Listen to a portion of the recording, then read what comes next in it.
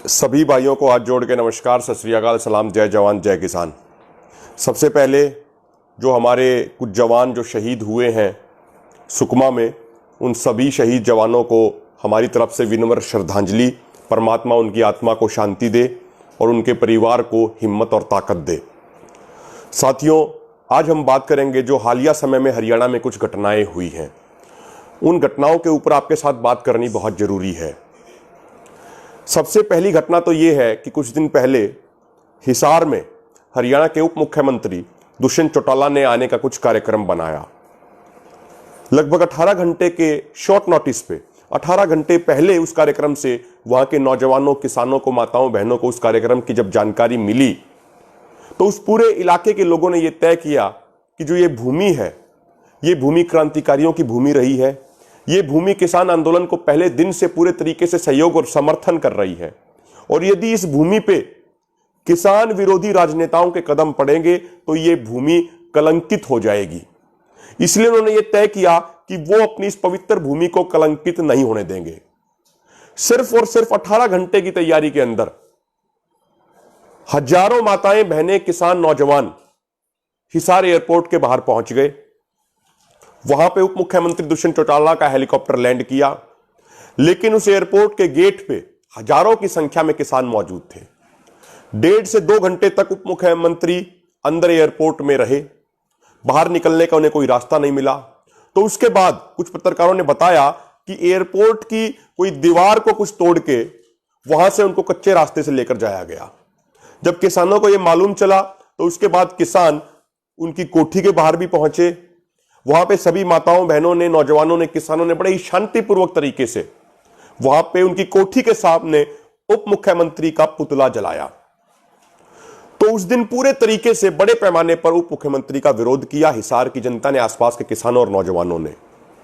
उसके बाद साथियों, अभी कल हरियाणा के मुख्यमंत्री मनोहर लाल खट्टर ने रोहतक में आने का कार्यक्रम रखा, और वो कार्यक्रम था भाजपा के सांसद के पिता की 17वीं के ऊपर।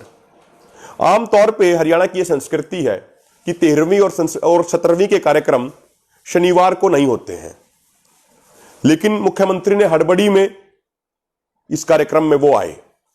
यहां पे भी किसानों ने उनका जोरदार विरोध किया। यहां पुलिस ने किसानों के ऊपर लाठीचार्ज किया, जिसमें बहुत सारे किसानों के बुजुर्गों को चोट लगी। कुछ के सर फूट गए, कुछ के पैरों में चोट लगी। लेकिन कल के प्रदर्शन में हमारी माताओं, बहनों ने, बुजुर्गों ने, नौजवानों ने खास तौर पे बहुत ही साहसी तरीके से और शांतिपूर्वक तरीके से प्रदर्शन किया, और 2 बार मुख्यमंत्री के हेलीपैड की जगह चेंज करनी पड़ी। वो कुछ फोटोज और वीडियोस भी आपने देखे होंगे, जिसमें हमारी कुछ माताएं, बहनें भी बसों के ऊपर चढ़ी हुई थी और वो विरोध कर रही थी, और किस तरीके से बुजुर्ग बिल्कुल जोश में आके, बिल्कुल निडरता के साथ उस कार्यक्रम का, मुख्यमंत्री कार्यक्रम का विरोध कर रहे थे। आज सुबह सोनीपत के एक गांव में आने का कार्यक्रम था हरियाणा के मुख्यमंत्री मनोहर लाल खट्टर का, लेकिन वहां पे भी कल सुबह से ही किसानों ने बड़े पैमाने पर तैयारी शुरू कर दी थी, और आसपास के सभी गांवों ने ऐलान कर दिया था कि वो अपनी इस क्रांतिकारी धरती पे ऐसे किसान विरोधी राजनेताओं के कदम नहीं पड़ने देंगे। और हजारों की संख्या में रात को ही किसान जुटने शुरू हो गए थे, और सुबह होते होते किसानों की संख्या लगातार बढ़ती चली गई। और फिर सुबह ये बात पता चली कि मुख्यमंत्री ने किसानों के जोश और जज्बे को देखते हुए अपना कार्यक्रम रद्द कर दिया, अपना कार्यक्रम कैंसिल कर दिया। मेरे भाइयों, ये किसानों की एक बहुत बड़ी जीत थी। आप देखिए, कुछ दिन पहले करनाल के कैमला गांव में मुख्यमंत्री ने एक पंचायत रखी थी। वहां पे किसान इकट्ठे होने लग गए थे, तो मुख्यमंत्री का हेलीकॉप्टर हवा में से ही उल्टा चला गया था। कल वो रोहतक में आए तो वहां पे किसानों ने बड़े पैमाने पे विरोध किया, और आज तो एक कदम आगे चल के हमारे किसान भाइयों ने ऐसा माहौल बना दिया कि मुख्यमंत्री ने पहले ही अपना कार्यक्रम रद्द कर दिया, अपना कार्यक्रम कैंसिल कर दिया, और उनके अंदर इतनी हिम्मत नहीं हो पाई कि वो इस इलाके में आ सकते। ये किसानों का जोश और जज्बा था। मेरे भाइयों, इन तीनों कार्यक्रमों के बारे में एक विशेष बात यह है कि मैं कहूंगा कि ये तीनों कार्यक्रम हरियाणा के अंदर 100% नहीं 200% सफल हुए हैं, और इसके लिए हरियाणा की सभी किसान भाई, पूरी जनता बधाई के पात्र हैं। वो 200% इसलिए सफल हुए हैं कि भाई जो हरियाणा के मुख्यमंत्री और उप मुख्यमंत्री का विरोध करना था, वो विरोध भी हुआ, बड़े पैमाने पर विरोध हुआ, उनके कई कार्यक्रम कैंसिल भी हुए।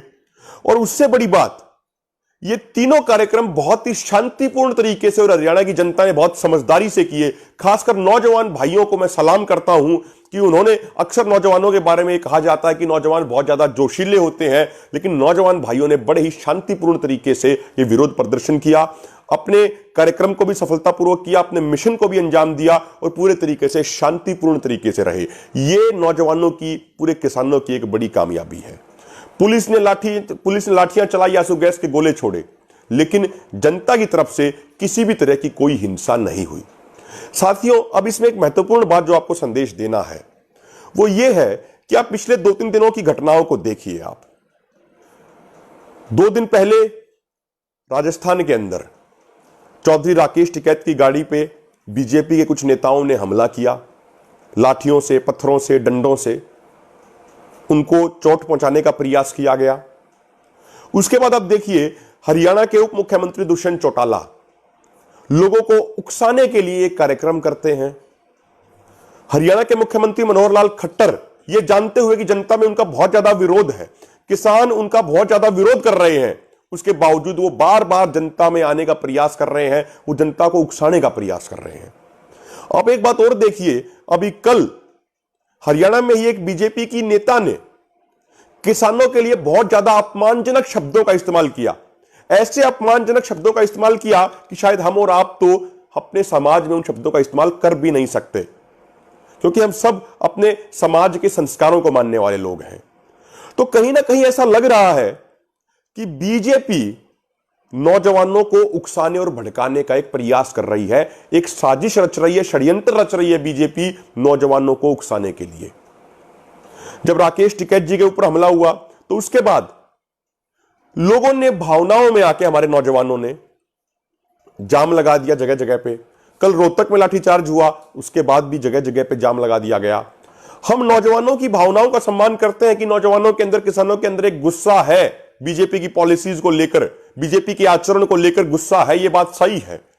लेकिन मेरे भाइयों, आपको एक चीज समझनी होगी, यह आंदोलन 4 महीने से भी अधिक से इतना सफलतापूर्वक चल रहा है, उसके पीछे क्या कारण है? उसके पीछे कारण यह है कि संयुक्त किसान मोर्चा की टीम बहुत अच्छी है, संयुक्त किसान मोर्चा का एक सिस्टम है, और सबसे बड़ी बात, संयुक्त किसान मोर्चा जिस तरीके से आपको कॉल देता है, हमारे देश के सभी किसान भाई उसी कॉल के अनुसार कार्यक्रम करते हैं। जो संयुक्त किसान मोर्चा कहता है वही हमारे किसान भाई ग्राउंड पे कार्यक्रम करते हैं।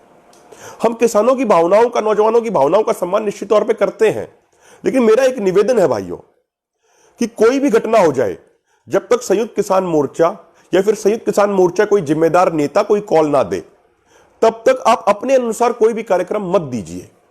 क्योंकि इसमें समस्या क्या होती है, आप देखिए, जैसे कल भी कई जगह रोड जाम किया गया। जहां हमारी लोकल कमेटीज हैं, उन्होंने सांकेतिक तौर पे रोड जाम किया तो उन्होंने अपने रूल रेगुलेशन के अनुसार किया, लेकिन कुछ जगहों पे कुछ असामाजिक लोग अपने आप अपने अनुसार कुछ नई जगह पे रोड जाम कर देते हैं। हो सकता है वो किसी पार्टी के हों या कोई और असामाजिक तत्व हों, और यदि उन्होंने कुछ गड़बड़ कर दी, कुछ गलत तरह की हरकत कर दी, तो उससे बदनाम तो अपना किसान समाज होगा, उससे बदनाम तो अपना किसान आंदोलन होगा। तो इसीलिए सबसे बढ़िया तो यह रहेगा कि जब तक संयुक्त किसान मोर्चा किसी कार्यक्रम की कोई कॉल ना दे, तब तक हम वो कार्यक्रम इस तरीके से ना करें। संयुक्त किसान मोर्चा के रूल रेगुलेशन के अनुसार ही कार्यक्रम करें, क्योंकि यदि कोई अपने मन से कार्यक्रम करने लग जाएगा तो उससे तो बहुत ज्यादा स्थिति कंट्रोल में नहीं रहेगी। उसे हर कोई अपने मन के अनुसार करेगा और उसमें कोई गलत तरह का एलिमेंट प्रवेश कर जाएगा और कुछ गड़बड़ कर देगा, और उससे बेवजह बदनाम हम और आप हो जाएंगे, अपना किसान आंदोलन बेवजह बदनाम हो जाएगा। इसीलिए, और यदि भावनात्मक तौर पे कुछ जगह, दूसरा ऑप्शन मैं ये कह रहा हूं, यदि कुछ जगह कोई भाई भावनात्मक तौर पे कुछ कार्यक्रम करते भी हैं, तो उनसे एक निवेदन ये है कि वो बिल्कुल सजग रहें, सावधान रहें, ध्यानपूर्वक रहें, और 5-10 मिनट का वो कुछ सांकेतिक प्रोग्राम करते हैं तो वो करें, उसमें ध्यान बड़ा रखें। और सबसे बेहतरीन तो यही रहेगा कि जब तक संयुक्त किसान मोर्चा कोई कॉल ना दे, तब तक आप कुछ भी मत कीजिए। तो ये मेरा निवेदन है, क्योंकि भाइयों हमें ये चीज लग रही है कि पिछले 2-3 दिनों में जो बीजेपी एक सोची समझी साजिश के तहत जो उनके नेता बयान दे रहे हैं, जो उनके नेता एक्शन कर रहे हैं, जो उनके कार्यकर्ता काम कर रहे हैं, कहीं ना कहीं वो हमारे समाज को उकसाने की एक साजिश हो सकती है। हमें इस साजिश से सावधान रहने की जरूरत है। हमें यह ध्यान रखना चाहिए कि जो शांति होती है, शांति बहादुरों का हथियार होती है और हिंसा कायरों का काम होती है, और अपनी किसान कौम बहादुर कौम है। इसीलिए हमारा शांतिपूर्वक रहना बहुत ज्यादा जरूरी है। पूरी दुनिया में आज अपना डंका बज रहा है, क्योंकि हम शांतिपूर्ण हैं। शांति हमारी सबसे बड़ी ताकत है। हमें शांतिपूर्ण रहना है, हमें एकजुट रहना है, हमें अपने संयुक्त किसान मोर्चा के कायदे कानूनों के अनुसार ही चलना है और किसी भी तरह के उकसावे में नहीं आना है। नौजवानों की भावनाएं होती हैं, उनका हम सम्मान करते हैं, निश्चित तौर पर सम्मान करते हैं और आपकी भावनाओं के अनुसार ही संयुक्त किसान मोर्चा सारे कार्यक्रम भी देता है। लेकिन हम सब नौजवानों की भी जिम्मेदारी बनती है कि संयुक्त किसान मोर्चा के नीति निर्देशों के अनुसार ही हम अपना कार्यक्रम करें। तो इन चीजों का विशेष ध्यान रखिएगा मेरे भाइयों। किसी भी तरह के, किसी के भी उकसावे में मत आइएगा। किसी भी तरह के कोई अगर यदि आपको भड़काने का प्रयास करे तो आप भड़किएगा मत। आप इसी तरीके से शांतिपूर्ण रहिएगा। आप बहादुर कौम वाले हैं और बहादुर कौम हमेशा शांतिपूर्ण तरीके से ही काम करती है। शांति बहादुरों का हथियार होता है। यह बात आप अपने जीवन में ध्यान रखिएगा। और यदि आप शांतिपूर्ण रहेंगे तो दुनिया की ऐसी कोई ताकत नहीं है जो हमें आंदोलन जीतने से रोक सके। इसलिए आप शांतिपूर्ण रहिए। संयुक्त किसान मोर्चा के नीति निर्देश के अनुसार हम नौजवानों को चलना है। जैसे हमारे सीनियर लीडरशिप कहेंगे उसी रास्ते पे, जो हमारी लीडरशिप दिखाएगी उसी रास्ते पे हम चलेंगे। और देश का एक एक नौजवान किसान आज अपनी सीनियर लीडरशिप के पूरे तरीके से साथ है। जय जवान, जय किसान। धन्यवाद।